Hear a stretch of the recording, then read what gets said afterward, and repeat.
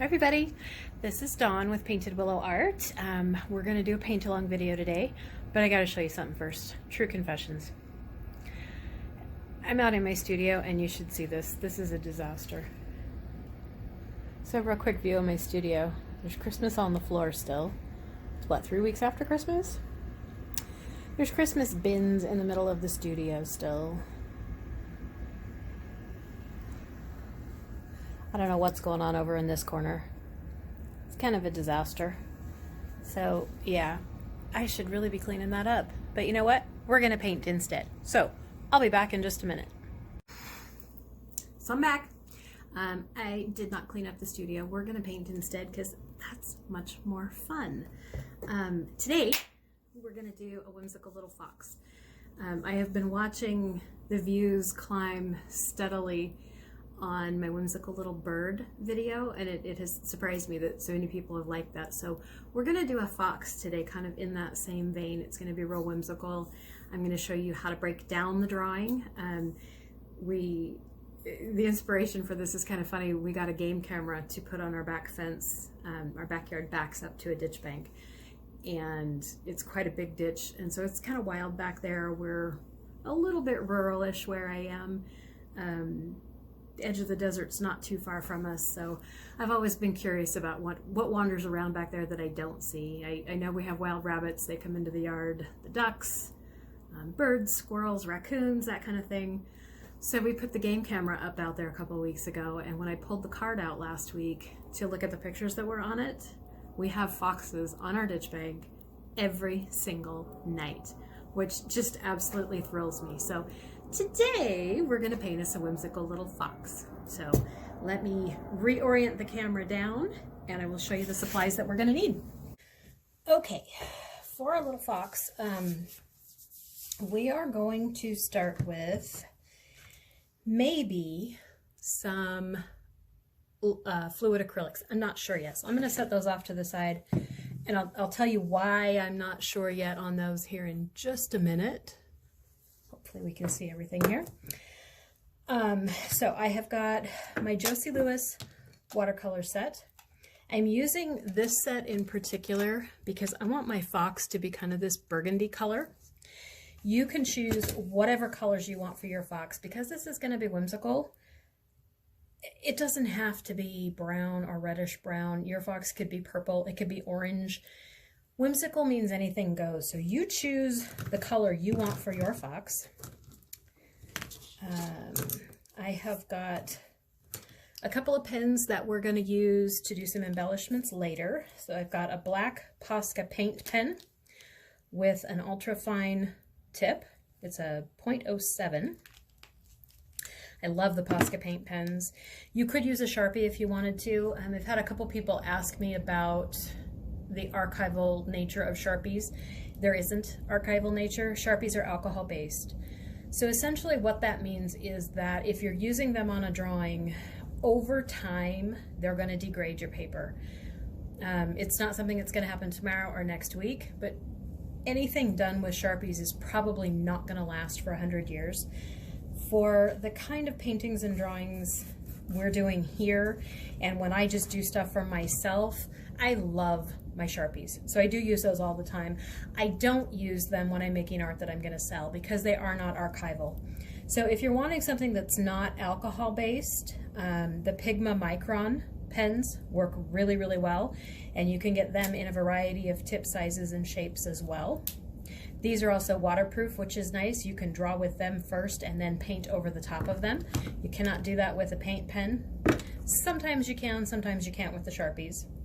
I've also got my Uniball Signo white gel pen for some white accents. I've got a black colored pencil, and I'll show you how we're going to use that in a minute. If you don't have a black colored pencil, you could use a charcoal stick, you could use pastel chalks, you could use an oil pastel or a crayon, something like that. I just want to make some bigger, dark, black, smudgy lines on my fox, so I'll show you how we'll use that later. I've got my trusty, nasty old number 8 round paintbrush. I've got a couple jars of water over there. Pencil and eraser. I am using, as I always do,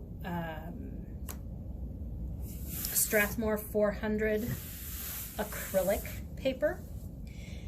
I prefer this to watercolor paper. It's a little bit thicker and it has a bit of a different texture on it. I've shown this in past videos, but I don't know who watches in what order, and I'm not sure we can see it on camera. Yep, we're not gonna get it. It's got a bit of a linen finish to it, so it's got kind of a cross-hatched finish to it, and I love the texture that that adds. So this is Strathmore 400 acrylic paper. There is absolutely no reason you couldn't use whatever brand of watercolor paper you choose. That will work just as fine as well. So this is just the paper I prefer. I'm starting with a 9x12 piece of paper. I do want my finished picture to be an 8x10 so that if I choose to mat it and put it in a frame, it will fit in a mat with an 8x10 opening. And I've showed this trick before as well, but I will show you again. I'm taping my paper down to a canvas board. You can get these really inexpensively at just about any art supply store. I flip it over so I'm taping to the paper side, because trying to tape to the canvas side doesn't usually work. That texture doesn't stick to the paint real well. So I'm going to tape it to the paper side. And I'm going to use washi tape, and this tape is 1 inch wide, and I love that measurement because it prevents me from having to measure where that 8x10 mat would go on my paper. If I start this tape right at the very edge of my paper, I know that that's going to move me in 1 inch. Now, that doesn't leave anything left over to stick to the board. So I'll just use another piece out here to the side. So that tapes that side down. I'm going to do the exact same thing over on this side. So I'm going to start my tape right at the very edge of my paper. And that moves me in 1 inch. So if this is 12 inches wide to start with, and I come in 1 inch here and 1 inch here, this is now 10 inches wide. So that's going to be the 10 part of my 8x10, right? And then I'm going to put another little piece here so that that sticks to the board. So now I need to do this side. If I'm starting with 9, I need to take 1 inch off to get it to 8 so that I have 8x10. If my washi tape is 1 inch wide, I'm going to put this so that you can see the paper through the washi tape, which is nice. And I'm going to put this so that the edge of the paper is right in the middle, and I'm just eyeballing it, I'm not measuring exactly, but right in the middle of my piece of washi tape. And I will do the same thing on the other side.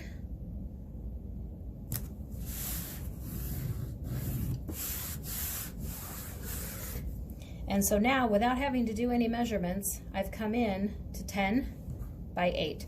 So if I want to put this in a mat that has an 8x10 opening, I know this is going to fit. Now, you'll notice I did get a little chintzy on my tape over here, so there's a little bit of a corner that's not got anything in it. So I'm just going to grab another little piece of tape and put it right over the top so everything's covered. Okay? For my fox, I'm going to draw it on first. And I will draw it a little bit darker on here than I normally do because I want you to be able to see it on the camera. When you're doing this at home, if you can sketch it a little bit lighter, it will be easier in the long run when you paint.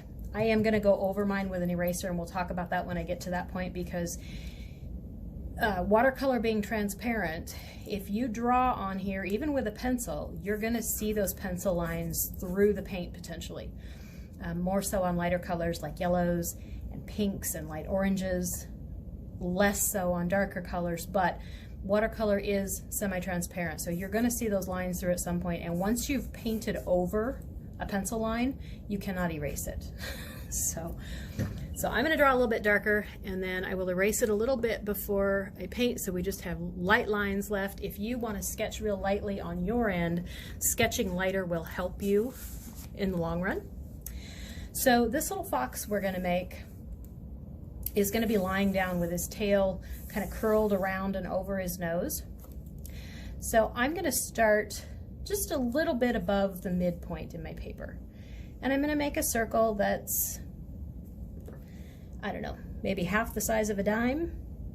It doesn't have to be a perfectly round circle. If it's a little wonky, that's completely okay. We're not going for perfection here. And then off, this is going to be his nose. And foxes tend to have those little white whiskery areas on their faces. So off of his nose, I'm just going to kind of take a line up curved a little bit. I don't know how long yet. I may have to come back and erase some of this or make it a little bit longer once I get the rest of the body added on, but that's okay. And then I'm going to do the same thing on the other side. So they're fairly close. And if you don't like the way your lines are, you can always redo it a little bit, come back and erase, redo it till you get it looking the way you want it to look, okay? Now for his head, I'm going to draw just kind of a half circle from about this point on each of those little whisker areas up.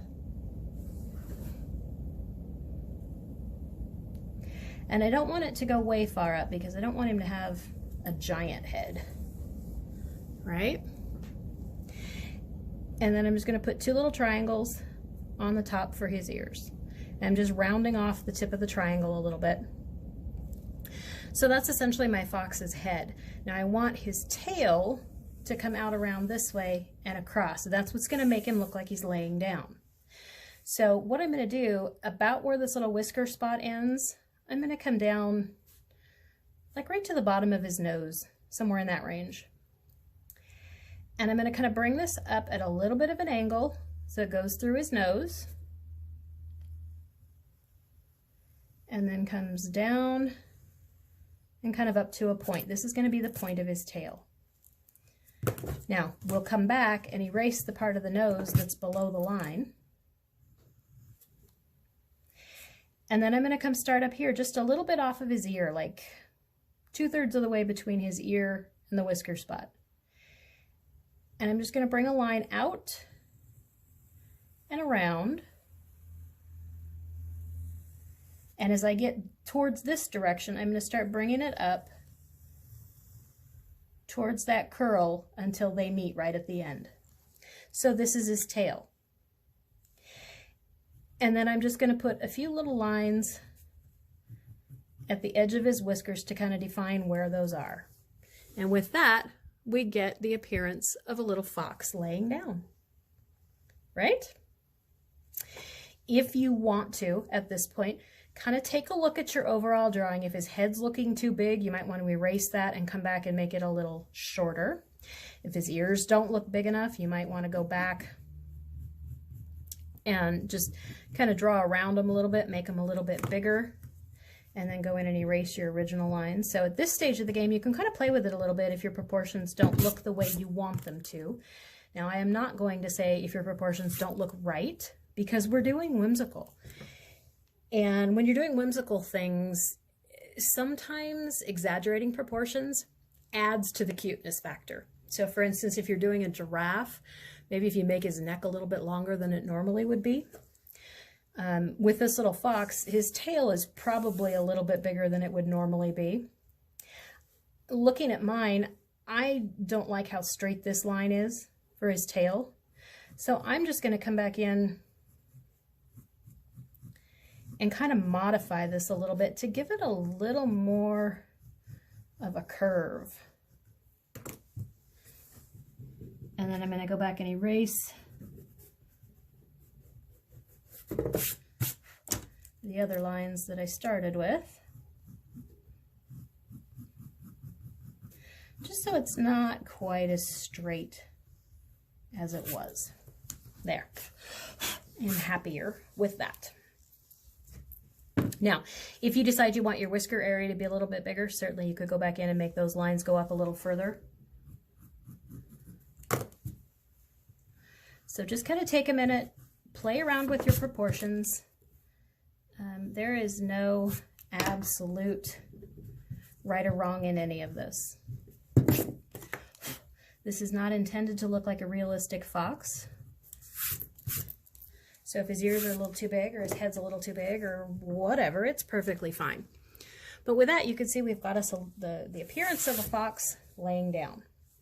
So before we paint, I'm going to come back. If you haven't done yours very dark, you might not need to do this, but I'm going to come back with my eraser.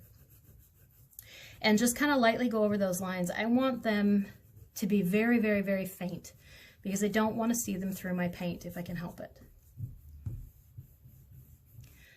Now, when we do the black lines at the end with the colored pencil or crayon or whatever you've got to do that with, you can cover up some of these lines that we might be able to see if you didn't get it erased well enough and you can see them through the paint. So there is going to be a kind of a correction mechanism when we're done that I'll show you. But for right now, I just go back over it with an eraser so that I'm starting with something very, very faint.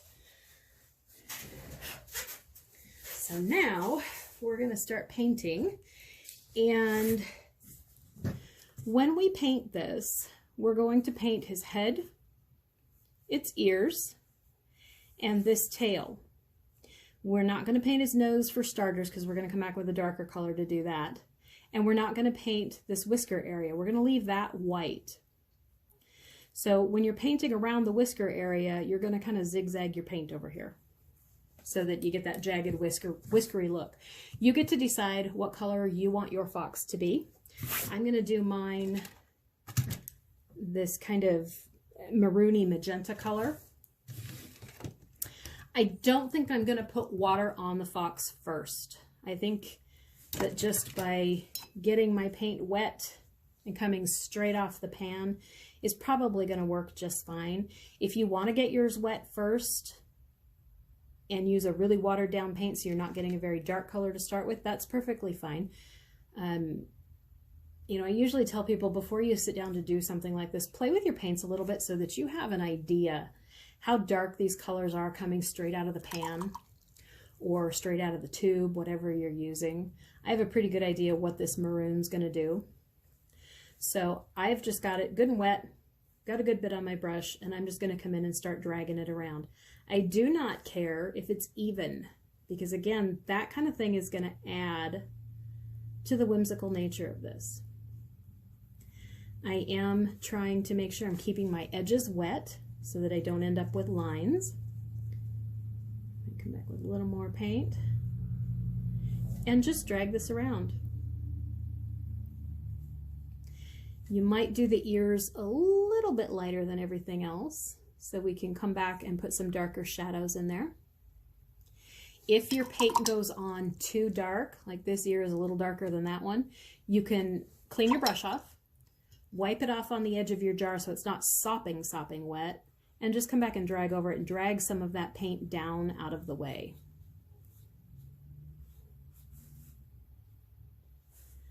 And so I'm just going to continue to drag this paint around until I get his whole head and his whole body painted.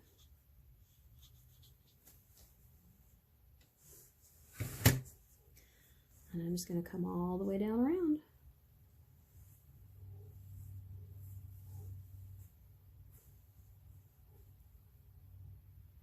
If the paper that you're using is feeling like it's too dry and you want to put water on it first, certainly go ahead and do that. That's not going to hurt anything at all. This technique of just going straight from the pan to the paper is called wet on dry. If you wet your paper first, it's called wet on wet. Either works just fine. And you can see how I'm doing kind of a little zigzaggy down the edge of where his whiskers are, because I want that to be uneven. Whiskers are not even. And I'm just going to continue painting until I've got that whole body area filled in. I am going to stop probably about right here on the tail, because usually foxes have a white tip on their tail, or at least ours here do. And I do want to keep that white tip. So I'm just filling this in, and you can tell, I'm sure, from the way I'm painting, I'm not being terribly careful. I am okay with it being a little bit uneven, with there being darker spots here and there. That, I think, will add to the whimsical nature of what we're doing. So I'm not being too terribly careful. And as I get down here towards the end of the tail, I'm going to do kind of like I did on the whiskers. I'm just going to kind of make it zigzaggy.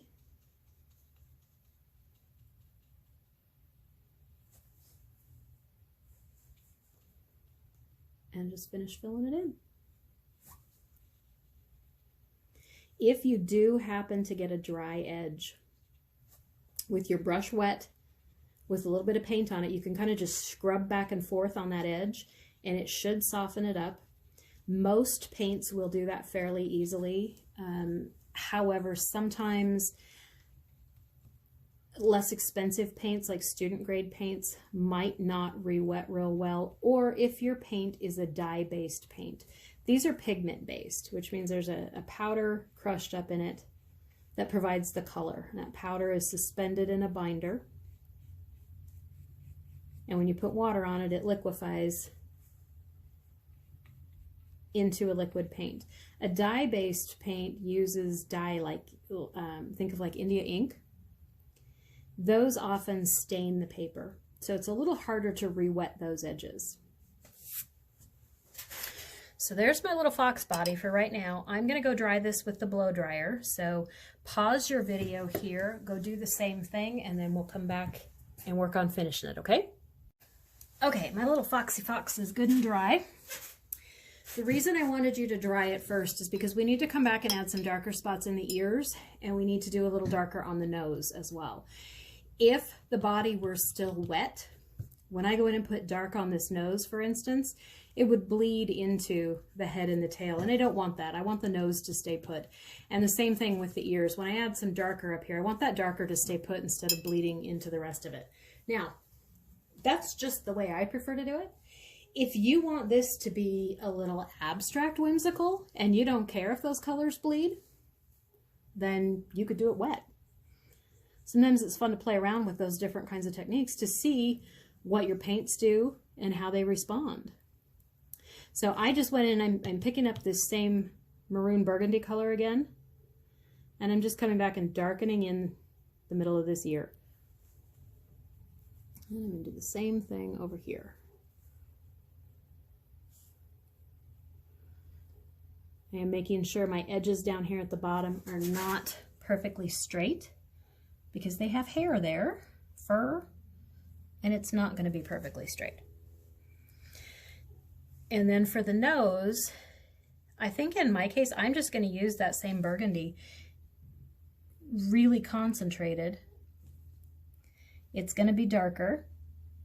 If you have a black or dark brown that you want to use, or just a darker version of whatever color you used for your fox, it all works. So I'm just filling in that nose and getting it good and dark. Okay, so at this point, we're going to pause again, go dry those two, because when we come back, we're going to do the outlines and some of the embellishments, and we need all of that paint to be good and dry before they do that. So at this point, go hit it with your blow dryer again, pause your video, and I'll be back in a minute after I do the same for mine.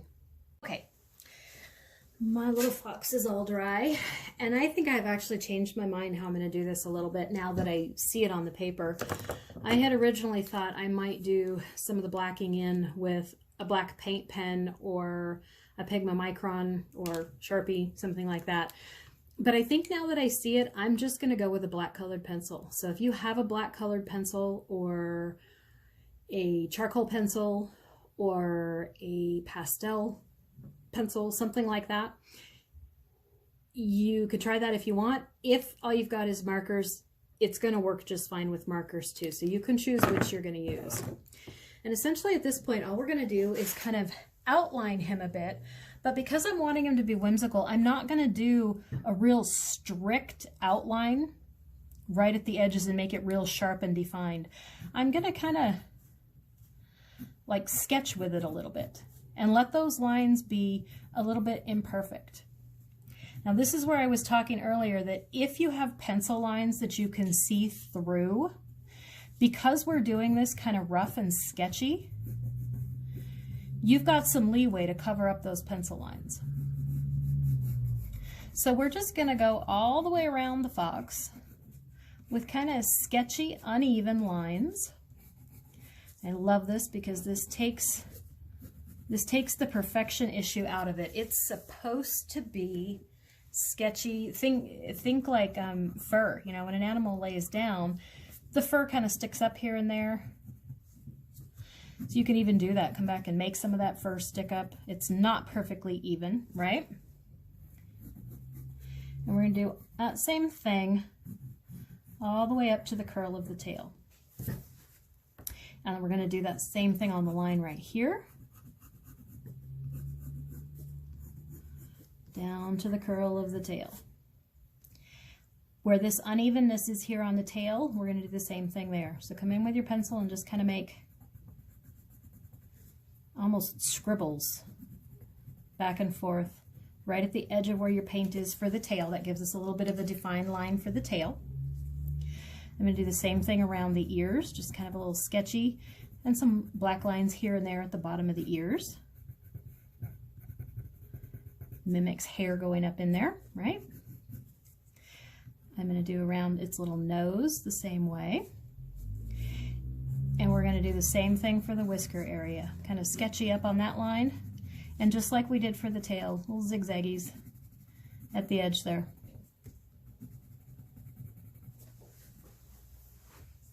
And same thing on this side. There's no edge of the paint here, so you're just going to do the zigzaggies to define where the edge of the white whisker area is on that side. Isn't it funny how just a little bit of outlining or a little bit of black or a little bit of a different color can change the whole look of what you're drawing? Never ceases to amaze me. So I'm just going to come here and there and kind of make some really random sketchy marks around the outside because I really want this fox to be kind of not well defined, right? And you can do the same thing here, rough them up a little bit.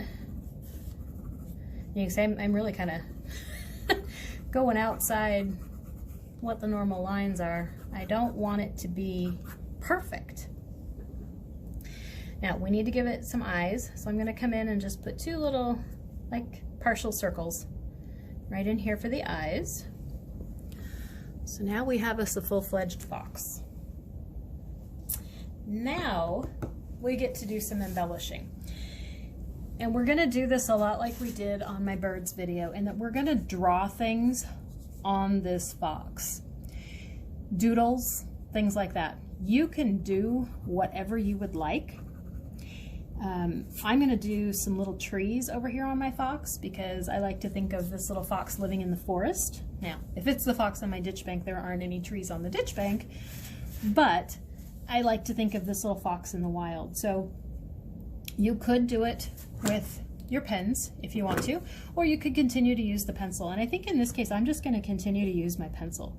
So I'm going to go right over here on his tail, and I'm going to put me some trees in here. And I'm going to mark out where my trees are by just putting a straight line that would be the trunk of the tree.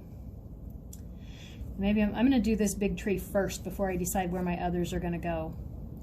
And let me show you on a scrap piece of paper before I do it on my drawing. If you're going to do a tree like a pine tree, you're going to do it really kind of sketchy. Kind of like we did the outline on the fox, back and forth on both sides, starting narrower at the top and working your way wider at the bottom.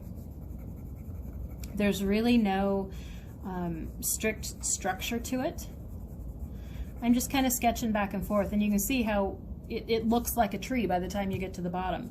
If you don't want to make your trunk that dark so it's not as obvious, make the trunk lighter to start with, but do the exact same thing. Just real sketchy, narrower at the top, wider at the bottom. And then if you want to go back in and darken a few spots here and there to make it look like the trunk peeking through, you can do that as well. Okay? So that's essentially what I'm going to do here with my little fox. I'm going to do my sketchies back and forth.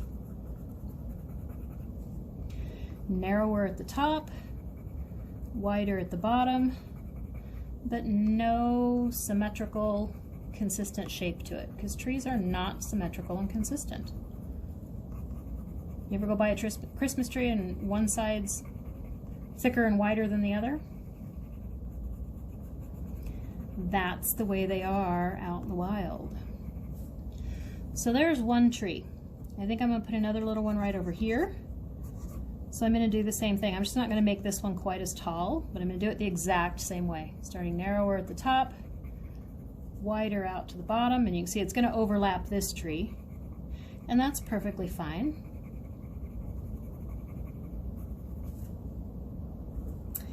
And I think I'm going to do another little one right here.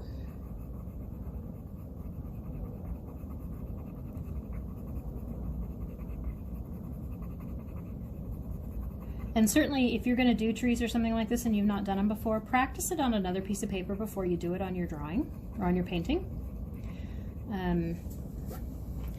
Even practicing off to the side, sometimes I've still done one on a painting and thought I really don't like that and throw it away and start over, and that's perfectly okay too.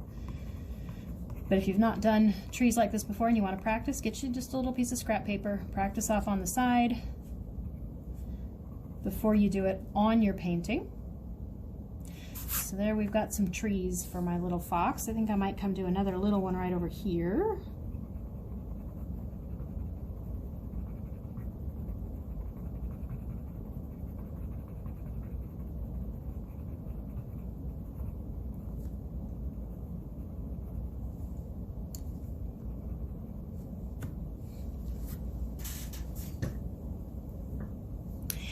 And then you can just start adding whatever embellishments you want to it.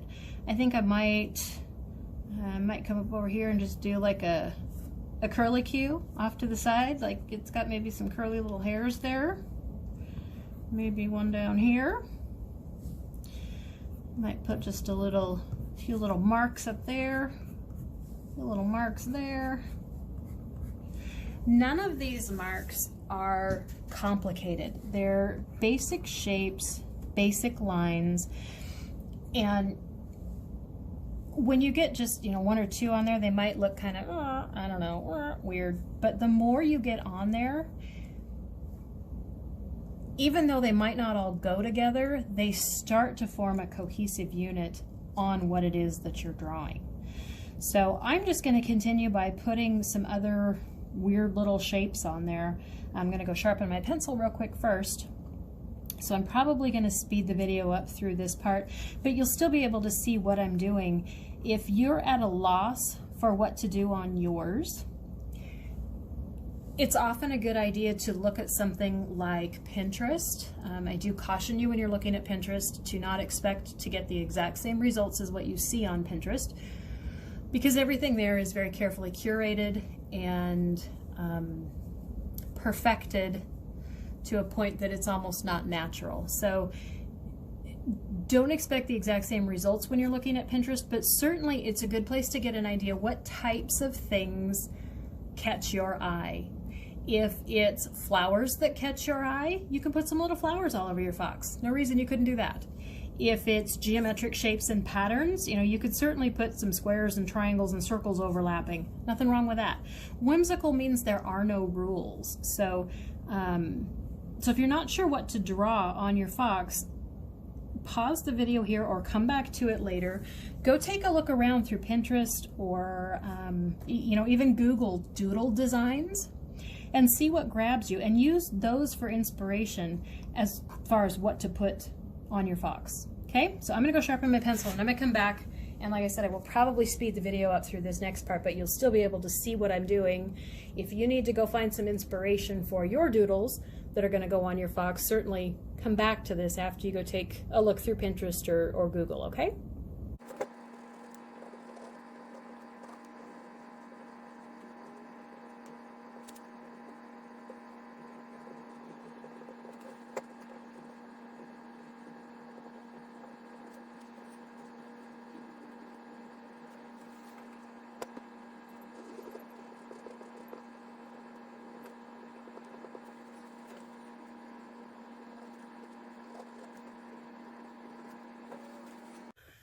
Okay, so I've got some more doodles on my little foxy critter, and as I'm looking at it, it's starting to feel too kind of one-dimensional because I've really only got one major color in it.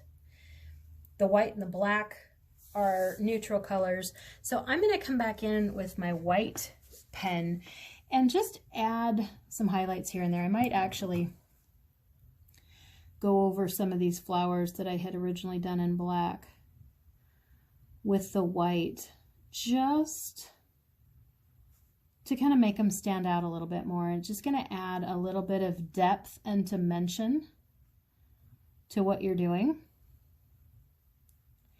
And you'll notice my pen is skipping a little bit because I'm trying to write over the top of colored pencil, and colored pencil is typically pretty waxy. So it's not wanting to write over the wax real well, but I don't think I care. I think that's okay. It's because everything else is kind of sketchy and random on it, I don't think that's going to be a problem. I'm going to come down here and put a little highlight on its nose just to add a little dimension there. And I think I'm going to do the same thing with all these flowers, is just go over them a little bit with white. Now, certainly if you have other colored pens, you don't have to use black and white. If you had other colored pens that you wanted to go back over the top with and add some additional colors, certainly do that. I'm going to add some highlights to my trees. Again, it's not wanting to write real well on the waxy surface, so I'm just coming off to the side and kind of scrubbing the tip off a little bit so that it's not accumulating wax on the tip of that pen. And I'm not really doing this with any rhyme or reason. I'm just kind of adding some highlights here and there to my black. And then I think I am going to come back and do some additional doodles kind of coming off the fox here and there. So up here, like off of its head, I think I'm going to put some little stars. Do those make sense with the flowers and some of the other things I've done? No. But that's whimsical. It doesn't have to, not supposed to. And maybe down here, I'm going to flip it over for a minute. I'm going to put some little hearts down here. Kind of like I did the stars up above.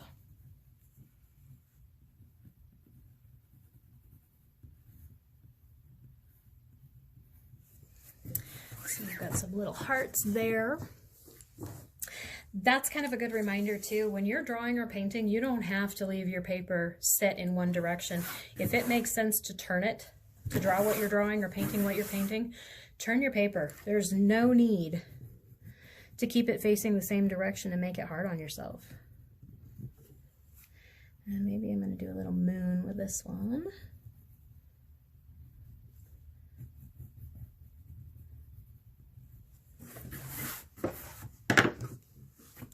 Now, if you've done those in black, you could come back with that white pen and just add some highlights to them here and there. So I'm just putting a little dot in the middle of the stars, maybe a little notch on the hearts.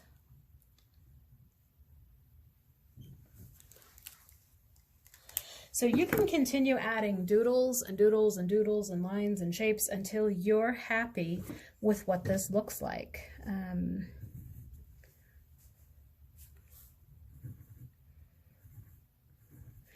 And I tend to have a hard time knowing when to stop. I am always a fan of more is more, so I might just keep going forever on it. Who knows?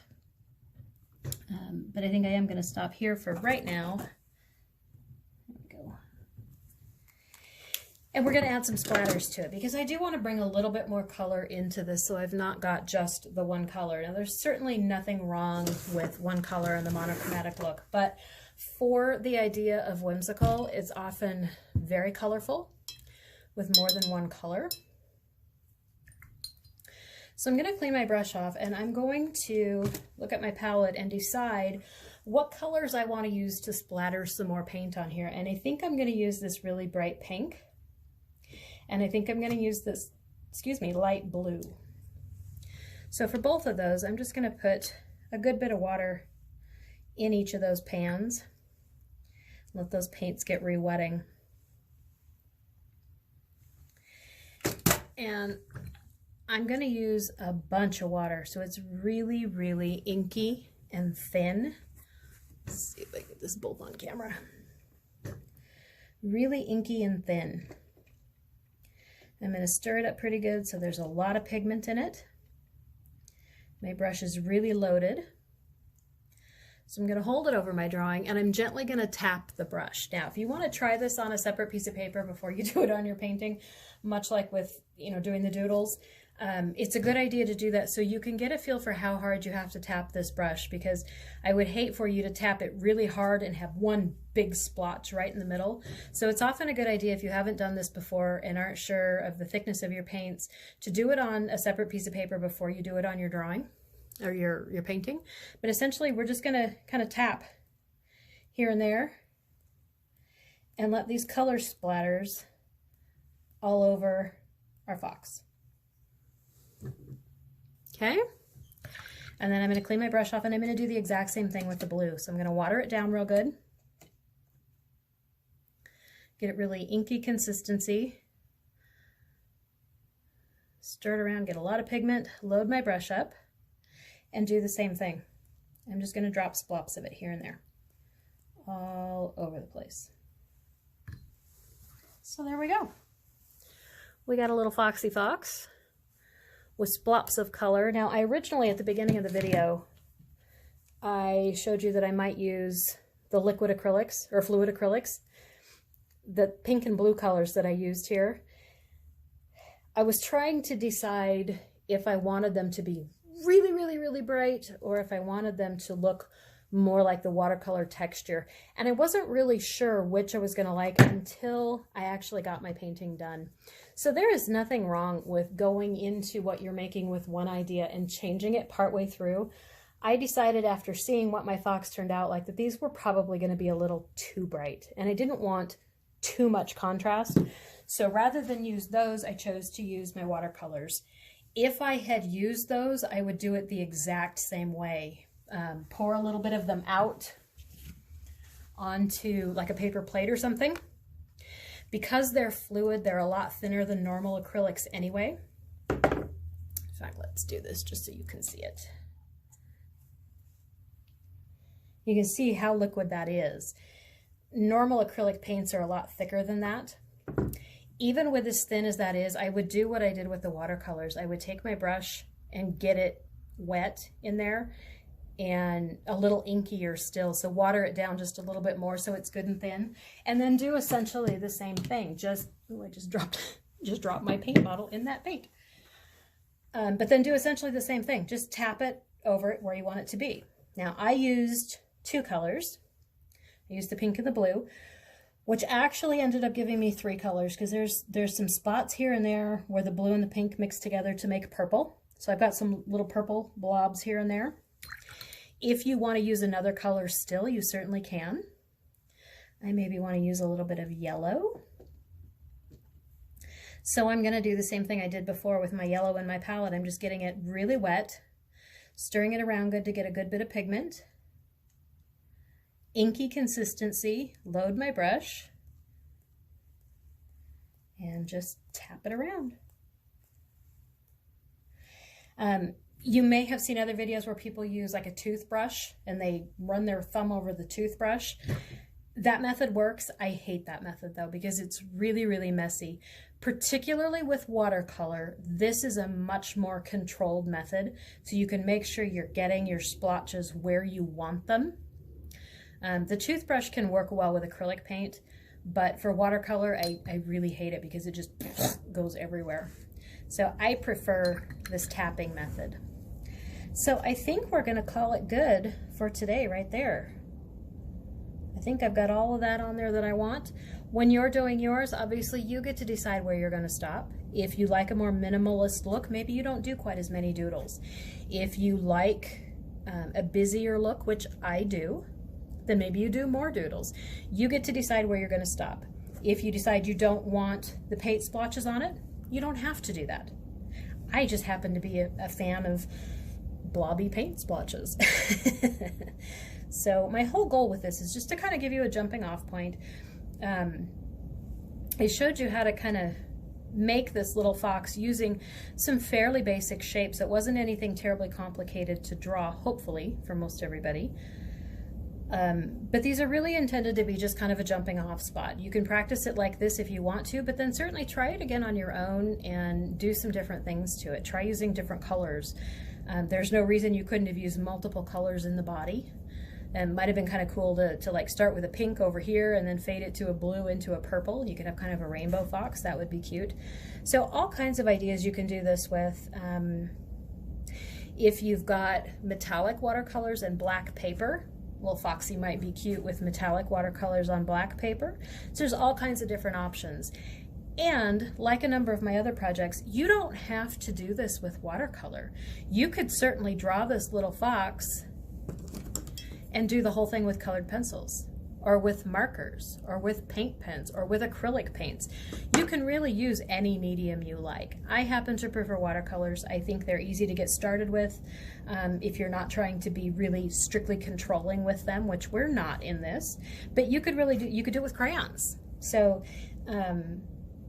not something that is strictly watercolor. If you don't have watercolors, you can certainly give this a try anyway. So we will call that good there. As always, if you enjoy what we're doing, please subscribe to the channel, share it with your friends. My whole goal with these is to get people creating and get people painting or drawing when they might not have thought they could do it otherwise. I try to give you projects that are not complicated to draw, so that if you don't have a lot of drawing skill, you can still have success with these, or if you haven't used watercolors a lot, you can still feel like you've done something cool with it. If you are interested to follow along, I have a Pinterest page. I'm Painted Willow Art on Pinterest. All kinds of ideas if you're looking for other things to draw or paint. I have all kinds of different categories with lots of different fun ideas, both things I do and things other people do. And I post a lot of the art that I sell on Instagram, so I am at Painted Willow Art on Instagram as well. I would love for you to follow along there too. And if you don't want to do that, that's okay too. You're welcome to just stay here and watch the paint-alongs. If you have anything you would like to try painting and you would like to see a video on, please absolutely in the comments throw some suggestions down there. I'm always looking for suggestions to do for videos. And with that, I will bid you a good day. I hope you enjoy it. If you give it a try, let me know how you do. And thanks for watching.